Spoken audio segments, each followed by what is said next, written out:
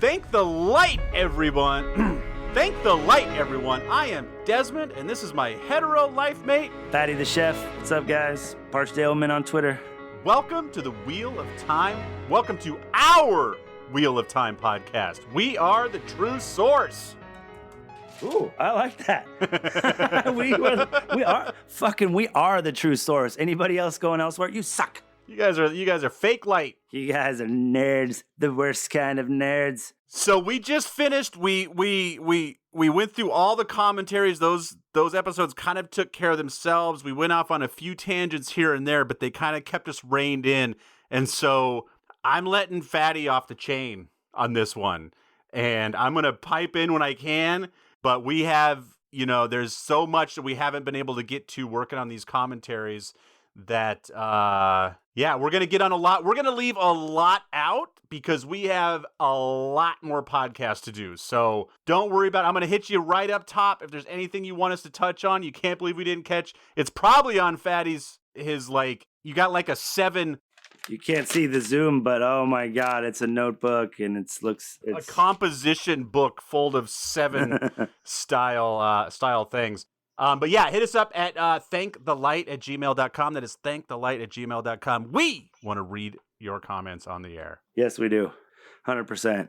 So what's up? Are you having any withdrawals yet? I'm not. I'm still immersed. I took a little bit of a week off after the commentaries, and I haven't even been listening to the book just yet. A little bit of Twitter. I have listened to 10 hours of the book. Oh, dude, that's good. That's impressive. But, no, it gets worse. I'm only 5 hours into it because I have listened to the first chapter 5 times. Wait, on purpose? On purpose. Okay, cool. Because wait till you get to the end. You're going to be like, oh, God, what the? God, can you listen to this with me and hold my hand? Yeah, once I get into the book, I'm like, okay, I know who he is. I know who she is. I can picture the tavern. Like, I get this. But that first chapter, it's only got 3 characters in it, and I can't fucking follow it to save my life. Who the fuck is Ilyena? Ilyena. That's Winter Dragon. Ilyena. That was Lews Therin's wife. So that whole prologue is about Lews Therin. That's that first chapter is Lews Therin and Ishmael. He lets him know that he killed all his whole family and Ilyena that's Winter Dragon. Ilyena is the Winter Dragon. Ilyena, we have a guest. Remember that whole scene is that. So what I don't know why I can't wrap my head around it, because on the one hand, he's calling for her like she needs to be here to run this meeting. But then on the other hand, she's like being called on to like bring drinks for the guest. He's lost his mind. He's insane. He doesn't realize that she's dead. He's killed all his whole family. And he is just woken up like, oh, we have a guest. And we need to make sure they have salt and bread. And Ilyena, where are the children? And it's like, bro, you fucking killed everybody. They are all fucking dead. That gives you if that gives you a perspective for Winter Dragon, which I'm actually going to talk about in a second, it gives you perspective is Ishmael showing up, on the day when he's earned the name Kinslayer. His name's Lews Therin, but the nickname is Kinslayer when they want to talk it negatively, because he kills everyone who has a drop of his blood or that he loves. That's why Moraine says, if you go to the Eye of the World and you're not the dragon, you're probably fucking dead. Oh, okay. But they're really extrapolating it to like, he had fully just was engulfed in the madness. He had no idea that she was dead. He's seeing visions of her, and Ishmael goes, you really don't get it? You really don't understand? And he goes, I'm going to give you this. He's like, it's not the healing you're used to, but it will give you sanity enough to know what you've fucking done. Oh, and then he travels away, realizes what he done, and then pulls as much power as he can and creates the volcano dragon mount as his tomb. That's how Lews Therin dies. I just wouldn't trust myself, because I know they keep saying like her dead eyes as she lay on the ground. Right. And then he would call to her to bring refreshments. And I wonder if I was reading it, if I could have gotten it better. If for some reason my mind was like creating these pictures of all these people moving around. And I think that's an instance where having seen who Luz Theron is, even in a really small snippet in the show, hurts you because you're like, how does this tie in? And if you've actually watched Winter Dragon, that's literally that scene, basically. Yeah. And actually, one of the things I was going to talk about, there's this thing. I think it's called What Up, like WOT Up, like What Up. It's a YouTube channel, I believe. Might be Twitter, but they have a re-edited version of Winter Dragon, and I went back and watched the really horrible one, and the re-edited one, it's amazing. Oh, it's so much better. It makes so much more sense. It's the same materials. They just It's the same material. They've just chopped it up differently, and it makes so much more sense, and it really has much more feel of the book. And I think you've probably seen Winter Dragon. You've seen the show. You have the book, and it's just there is a big jumble and disconnect. The way they recut it, though, it made a lot more sense. I mean, I'm not saying it's great or anything, but it was much better than the original. Oh, and I hope Billy Zane does somehow make a cameo in this because he's got to. He's awesome, so good. He's so good, man. Oh my God, I'm like fast forwarding through the Winter Dragon on YouTube right now, and I can I'm picturing the first paragraph. Like I can see him looking around the halls for Ileana. Yeah. It's you know what? It's because it's not terrible. It just, there's no frame of reference. So you're just like, who the fuck are these people? What's happening? Who's Elena? What are they talking about? Why? I don't. And they had, like you said, they had to make it to keep the licenses or whatever. Just film the first chapter so we can, keep this. Because, as I was listening, I was like, anybody who thought this show was going to start with this scene is fucking insane. Yeah. If you're mad, you don't have any frame of reference for anything. Nothing. Like it's kind of like I happen to have on I think I was actually editing our podcast. I always put a movie on in the background. I always keep the volume all the way down, but just like when I'm getting blurry-eyed from editing, I just want to lean back and just look at something else. So I just put movies on in the background, and so I had the Lord of the Rings trilogy going on in the background, and it made me think when they start the second Lord of the Rings movie, when they give you that huge prologue of what's his name, the creature, Gollum.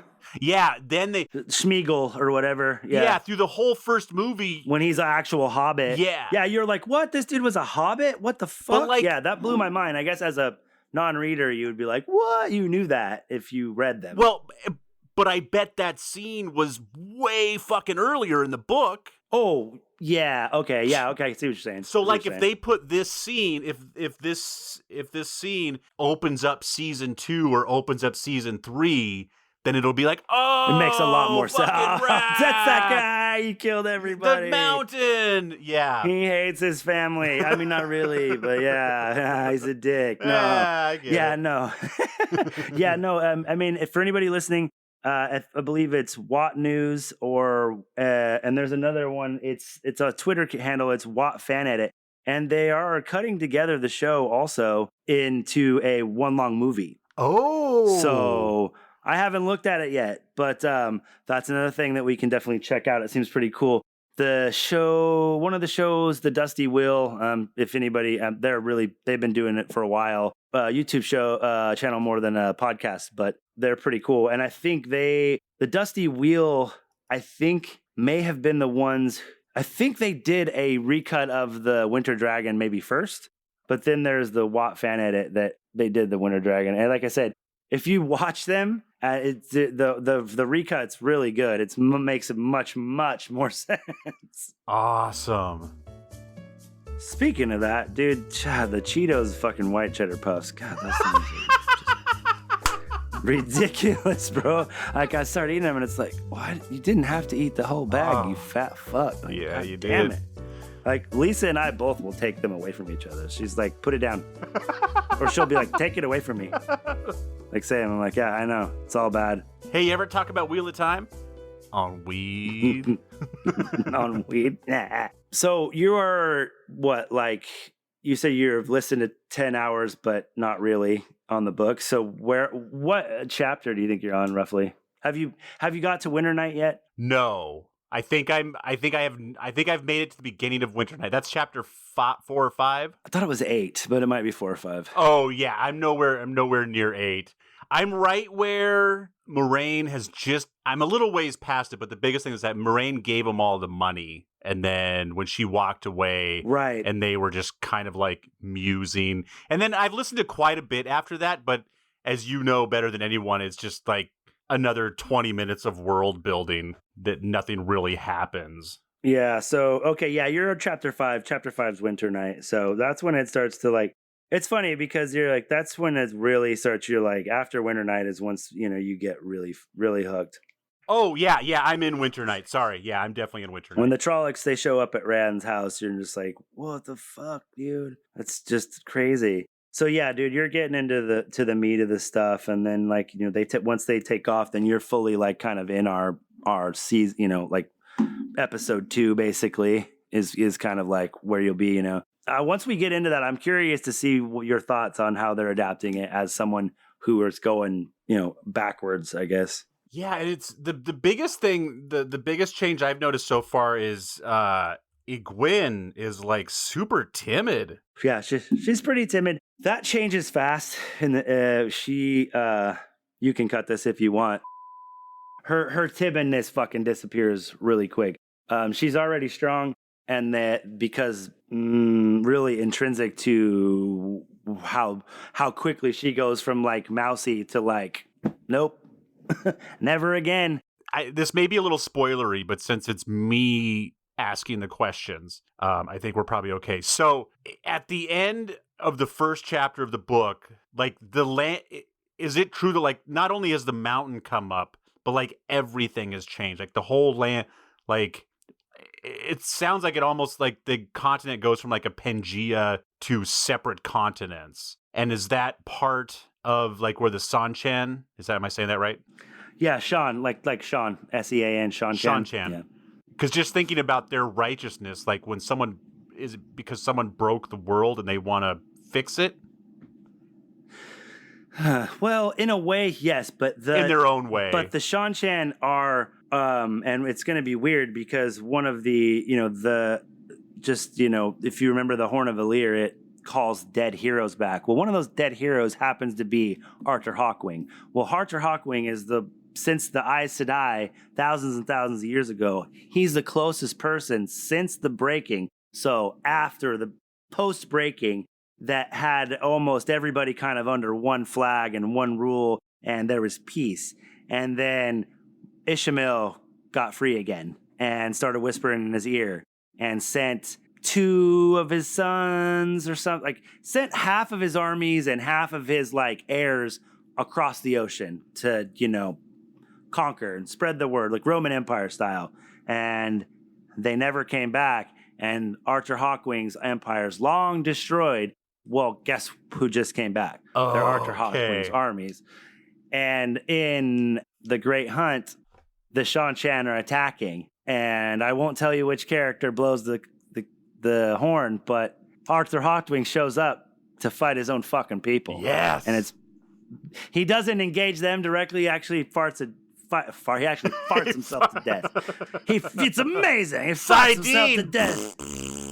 It is literature on par with William Shakespeare. William Shatner. No, he fights a different part of the battle.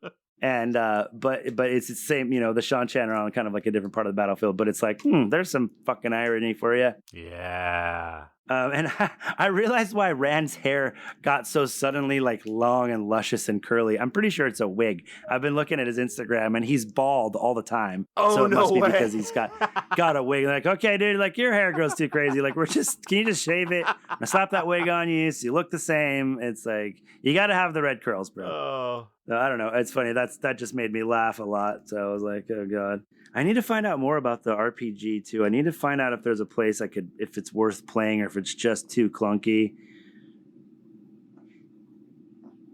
I've heard that people, if you can get through the RPG, that it's pretty fucking cool.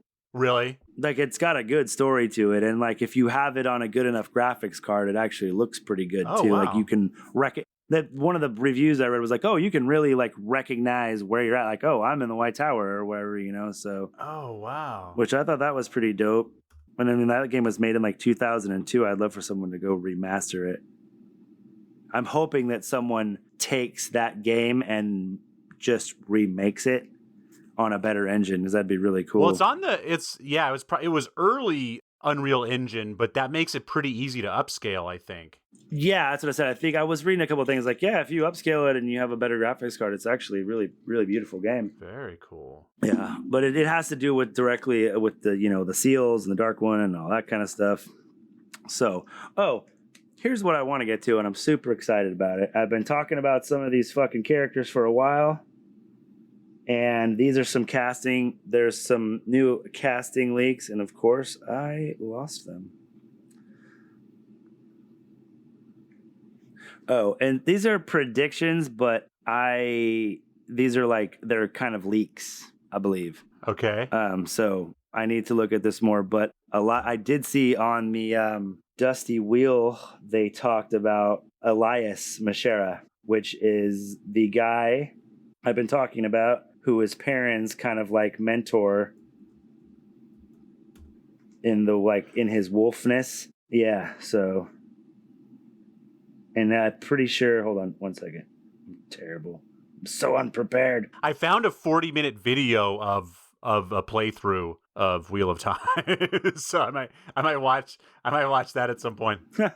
oh, dude, I might have to watch that too, dude. That's awesome. Because I have watched a few scenes of it before. The guy who was playing Elias is a dude named Gary Beadle, I believe. And I don't know much about him, but it's I'm just excited that Elias is going to be coming to the show because he's a big part of Perrin's growth. He's already really strong as him and Perrin are true wolf brothers. Elias is like Perrin. He can speak to the wolves.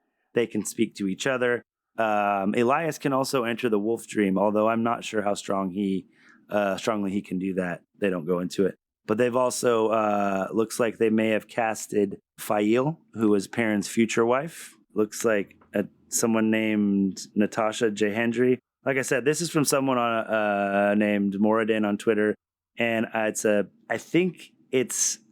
I'm not sure if they're official. I think they're leaks, but I feel like they're pretty official because the one guy was right, and the other chick playing Elaine. There's been lots of pictures of her out for a while. I think her name is Ciara Coveney. She's like a little, kind of like strawberry blonde with freckles. She looks a lot like the Maiden of the Spear. Ooh. A little bit kind of freckly face, that kind of honey blonde, reddish hair. But Varen Sedai looks like she's been casted, and that's one of the people I'm really excited. She was one of the Aes Sedai that I told you about. Her story is one of the best side arcs around. She is Brown Aja. So Celine, who, spoiler alert, is not really named Celine, looks like she may have been cast too.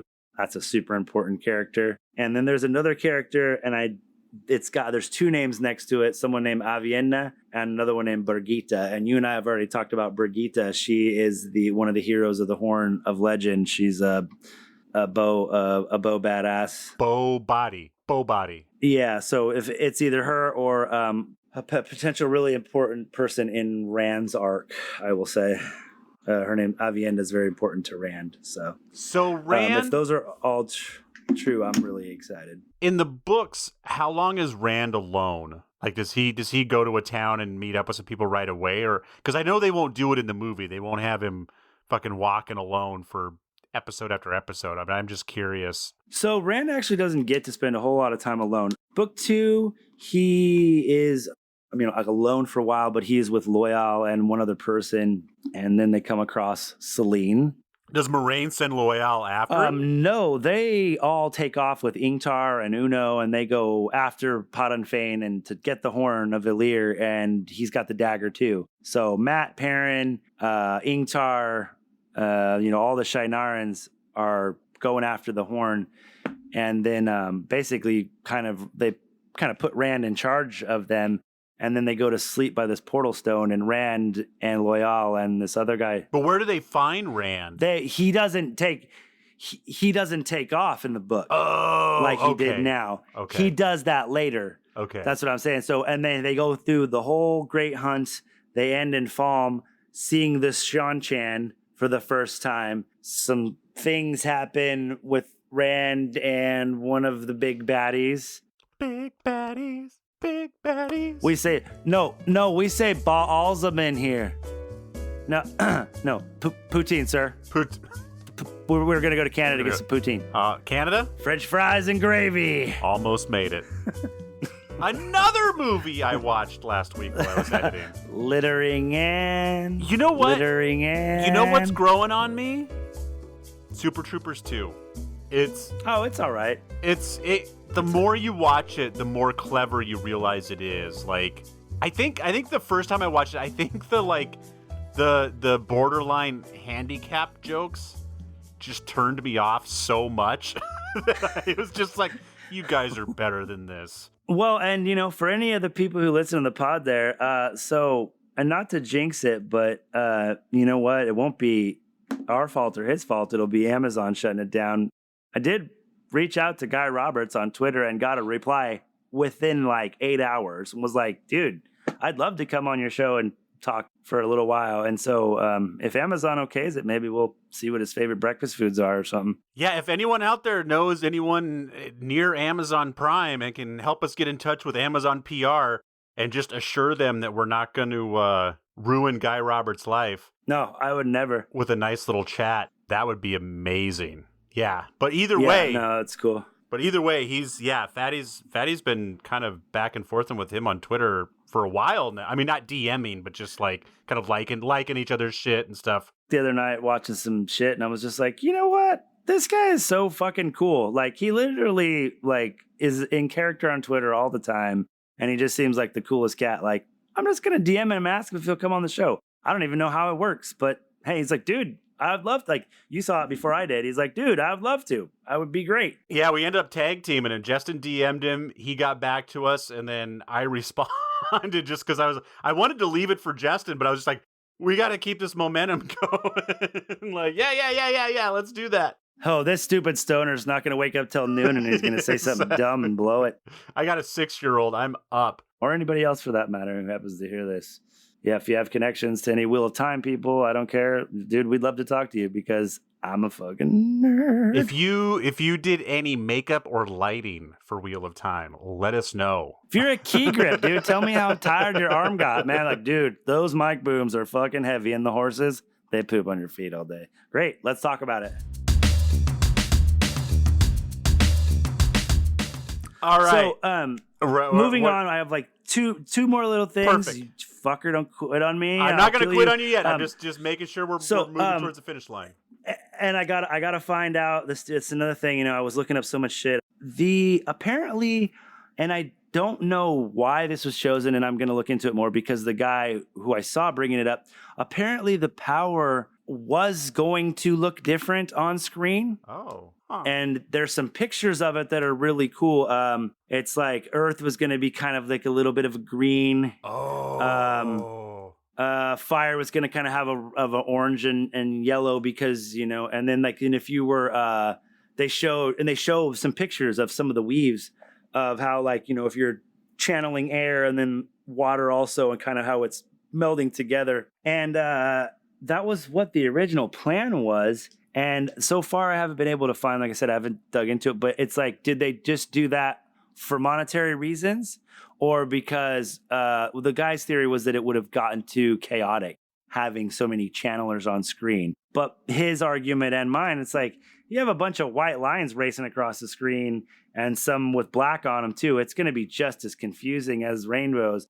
And if you can find the pictures of them, it's on a YouTube video, and I can't remember the name of the studio. I'll find it for you. Yeah. But they look really cool, and I hope if there's, I hope there's some way they can kind of, as the audience learns to recognize what the one power is, they learn how to recognize the weaves as well or something.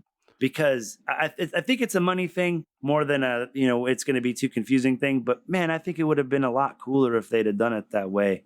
I don't know, because I think having just masculine and feminine was a good way to go. But he said that that's not what it was. They said that was just kind of an artistic choice. The white was the power, and then the black part, the taint. I don't want to spoil this for you, but they do call it oily too. Even in the book, like almost immediately they say there oily. Are times at the end of the Eye of the World where there is a pool of clean sardine at the Eye of the World.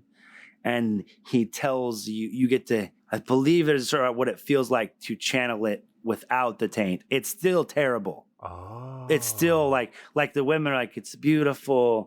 And you open yourself up to the warmth, the sun. Like even without the taint, it's described as trying to wrestle a raging torrent of lava. Oh. And make it do what you want. And that's what Sidene is to a man. Even without the taint, it's still like if you surrender to it, it'll kill you. You fight it tooth and nail and you make it do what you want to do. That's the difference between the male half and the female half. The female half is to go with the flow, manipulate it, to push it where you need it to go. And eventually you learn how to control it completely.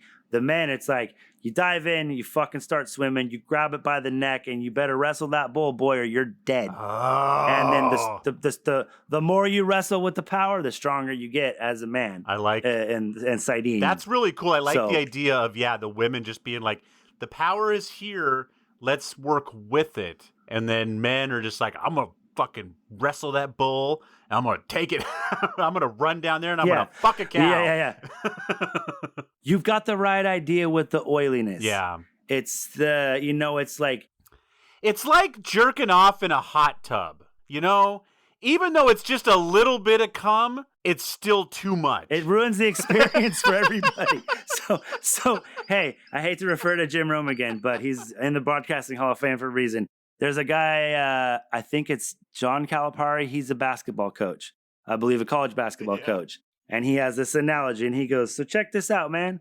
He goes, I got my teams of kids, right? And if someone's being a dick, they're that guy, they're that guy. They're causing a problem. He goes, look, man, I could have a tub of ice cream and a tub of poo. I can put all of the ice cream I want in that tub of shit. It doesn't change it from shit. It's still shit. All I need is one drop of poo in the ice cream, bro, and it's ruined. And you're the poo in the ice cream. Get out. You know what? I just thought Kelly and I are always trying to come up. She doesn't like the way "yuck my yum" rolls off the tongue, so she's always looking for a new one. So my new one is "you're the Skittle in my bag of M&Ms." or yeah.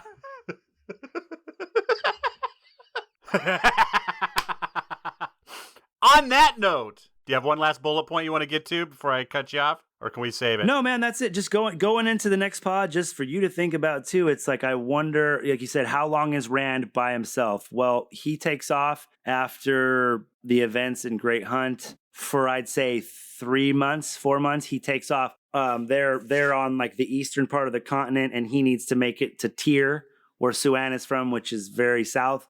And he takes off because he's like, I'm tired of bringing danger around my friends, and I'm just going to go. And he takes off by himself, like kind of going crazy, riding horses until they die and then stealing a new one. When he can't steal one, he just runs until he can't run anymore. And then he sleeps under a haystack because literally dark friends are after him, trying to kill him. He's having dreams haunted every night. So he kind of starts going crazy, not because of the power, but because of the pressure that he's under already. And, it's like his friends need him. He's got bad guys chasing him. There's these things called dark hounds that are pretty badass. Sorry, I just went off on a tangent because I saw the title for season 2, episode 1, and I wanted to get it right. A Taste of Solitude. I would say that Rand will probably spend a few months by himself, and they will somehow get back together. So that might just be episode, like, I bet you he doesn't spend, if he spends 2 episodes alone, I'll be shocked. Yeah, well, that's the thing. It's like, yeah, dude, because, the Great Hunt, he is apart from, they kind of go their separate ways, but they're still partied up a little bit. Nynaeve and Egwene are together. Matt and Perrin and Rand are together. Rand kind of breaks off accidentally, rejoins with them, and then so they're kind of bouncing around. They all end up in the same place, and then they split up again, and then Rand splits off alone after that for like 3 months. So I'm wondering if they're going to move that 3 months up ahead of that, and then bring them back together ahead of time, and that way. And the reason why, this is my Matt theory that ties into this, is because of Barney Harris, and I still can't figure out That guy might be dead. I don't know. Serious? I can't even really find anything on like his Instagram. He doesn't post nothing. Yeah. So anyway, but my theory is that Matt will somehow, he's going to have to get to the dagger before too long or it's going to kill him. But they also need the dagger to break his link from the dagger. So he's going to somehow maybe get with Rand and the Ways, maybe. I don't know. And then, but Matt's final healing takes place in the bowels of the tower with like 20 sisters. Ooh. It's a big deal. Yeah. And afterwards, it's like, they talk about how he physically is like thinner and more skeletal and like his face is drawn until he eats and stuff because it's like healing and it takes so much out of you. And he gets to look back to normal Matt, but like, grown up Matt as opposed to chubby little kid Matt. Yeah. And from then on, he just starts, like I said, from the time that he can walk out of the tower, like when that clip I sent you, that's the first time he leaves the tower, like the day after he's been healed. He can barely walk. And he's like, man, I wouldn't mess with those guys if I was healed.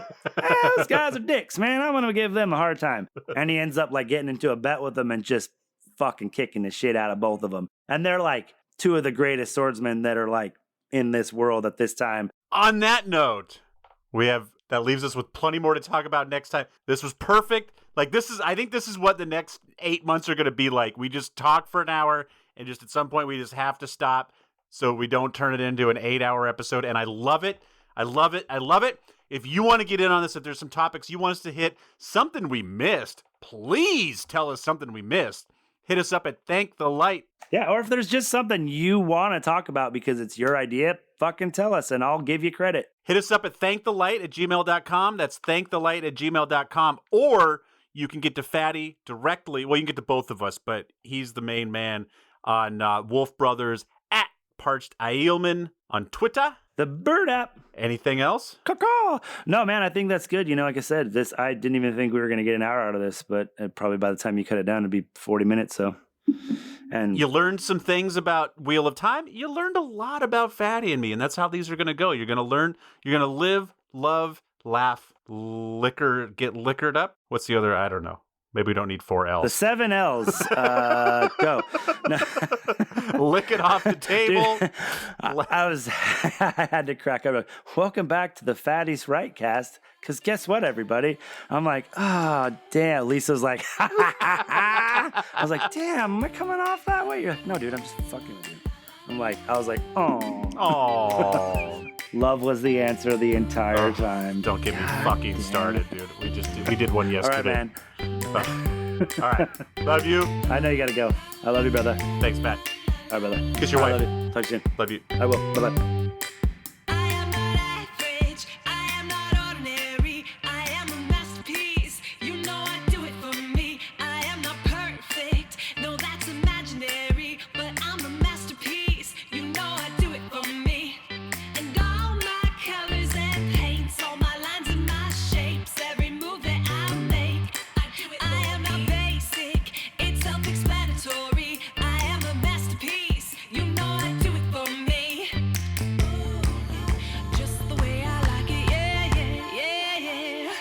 Look, it's just, can you read that? You can't read it. I can see all you the read small it? writing. Do you read it?